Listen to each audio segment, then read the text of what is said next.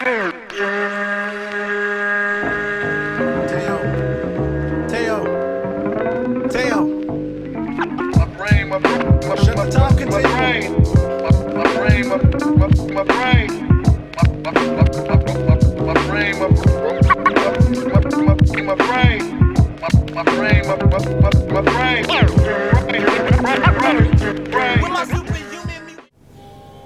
up, bitches? It's the misanthropic one, aka He Who Hungers, and I'm back up in this bitch for another rant/review. Today I want to talk about this album right here, Ludacris's latest album titled Ludaversal. Y'all already know who Ludacris is.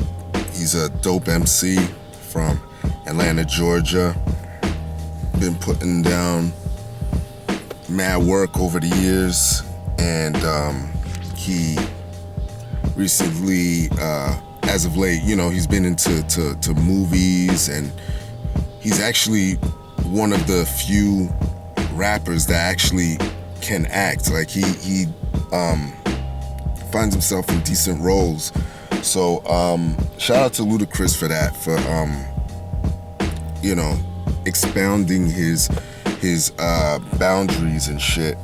But y'all know him as the rapper who dropped a single. He's known for What's Your Fantasy back in fucking, what was that, 2001. My God, time fucking flies. I think that was 2001 that came out. But anyway, dope Southern MC. Definitely dope for being a mainstream rapper. He makes a lot of shit that is meant to bang in the club, you know what I mean? Or just chart-topping singles, I guess. But he does it with appeal, you know? He's one of the few that actually, you know, can balance it out. Like, he got lyrics, you know what I mean? Like, it's not just corny, you know. Y'all know Move Bitch, Get Out the Way. Like he's very lyrical, metaphorical as well, and that's why I appreciate him. He didn't really dumb down anything, even though his whole character or demeanor is sort of okay for the mainstream or the radio, I guess. You know, he's still himself, you know, a little bit comedic, but lyrical, you know. He's safe, but he can still get down on the fucking mic. But here he is with his latest fucking album. This is album number 8. And let's go into the artwork. I'm in my fucking car, so let me just try and manipulate this under the light here. You can see that on here it's his car. Or I don't know personally if it's his, but it's a car parked next to a private jet over there.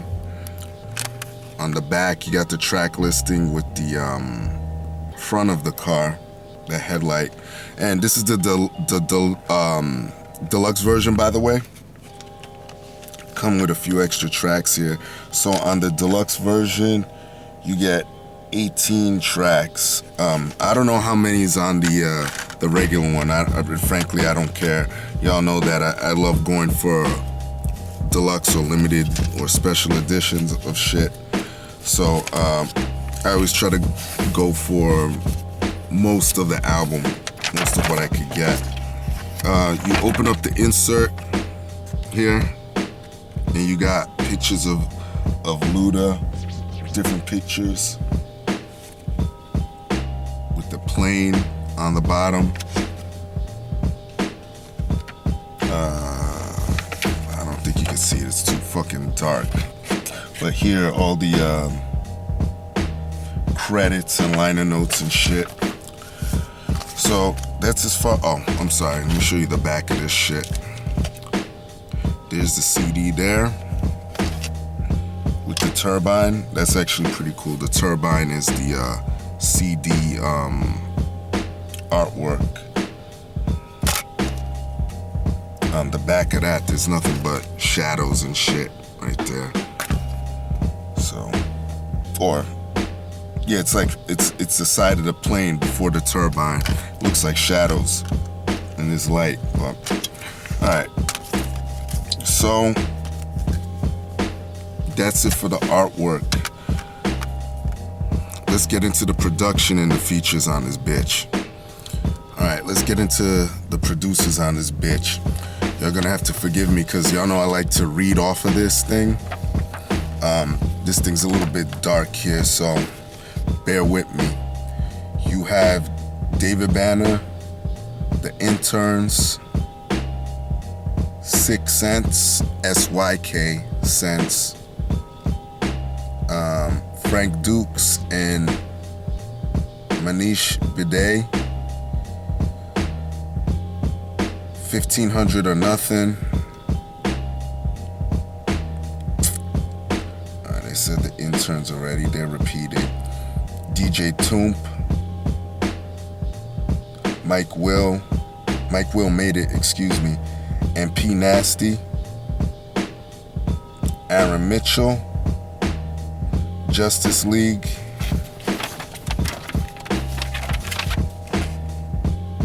come on, man, Mel and Muss,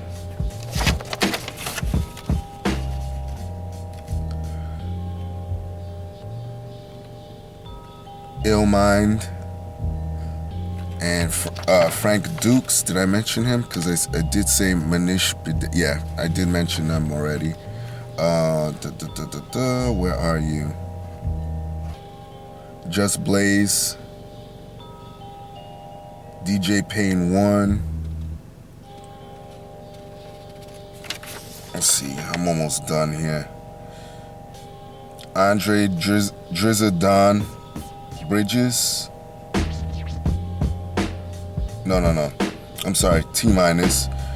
That was a song recorded by Andre Drizadon Bridges, excuse me.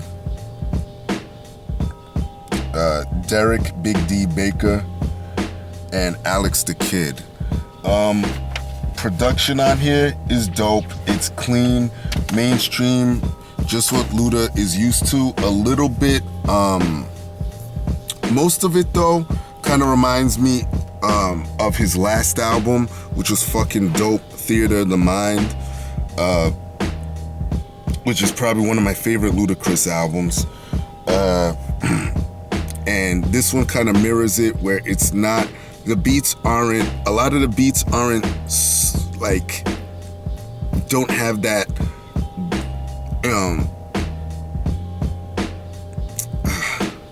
goofy feel, I guess is the word to use, because a lot of the beats Ludacris uses complement his style when he's being fucking humorous, and on this album he's really not, with the lyrical content. You know, a lot of this stuff is very introspective, like his last album, and well, I'll get into that a little bit down the line on the pros.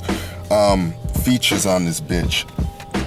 These might be a little bit easier to read because I could just go off the back of the CD. You have, you have Big K.R.I.T, you have Miguel, Monica, Usher, Rick Ross, CeeLo Green, John Legend, and Jason Aldean. Yeah, the amount of features on here, not bad at all. Mostly they're R&B features, dudes that singing hooks. You have a couple of rap features here, Big K.R.I.T and Rick Ross, who deliver dope verses as far as I'm concerned. So everything fits. You got 18 tracks on this bitch, like I mentioned before. So you're getting a shitload of Ludacris. No problem with the features. Production as well, no problem there. Pros and cons. Pros, love the album. Like I mentioned before, I love this side of Ludacris because you see that he's able to transition easily into doing introspective shit without really sacrificing who the fuck he is. And he did this on his prior album called Theater of the Mind. I don't know if any of y'all have that, but definitely it's an album to look for. Ludacris, like I said before, he's known for making radio jams and chart-topping singles and shit, which he does have on here. He has songs like, you can tell, fucking, what is it? Get Lit, I believe, is one. Get Lit is one of the tracks that, you know, is a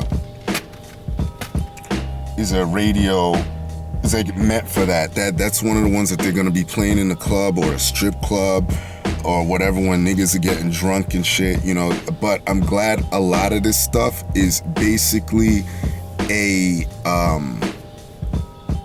reminder, because he even says in one of the tracks, a reminder that, listen, don't think I fell off because you know, I've been out making movies. Don't think I went Hollywood. I can still get down with the best of them, and he does. He proves it.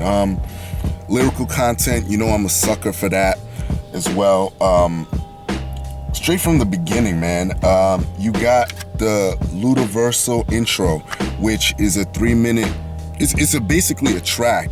A full track of him just going in, spitting fast. That track is produced by David Banner. Definitely a tone setter for the album. It grabs you and drags you in. I love fucking tracks like this.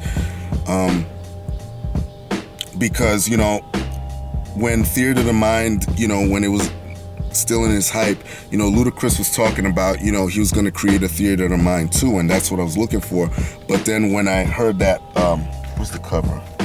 Keep holding this up. When I heard that Ludaversal was the title, I was like, okay, he's just gonna go back to making his usual shit, you know.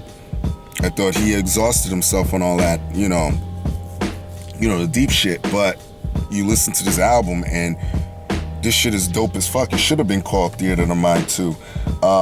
You have tracks like The Grass Is Always Greener, like the title implies.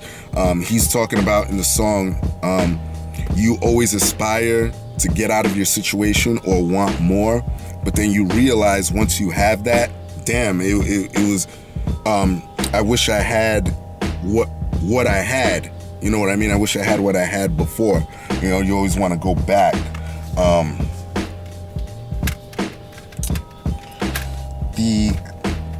What is this? Come and See Me interlude.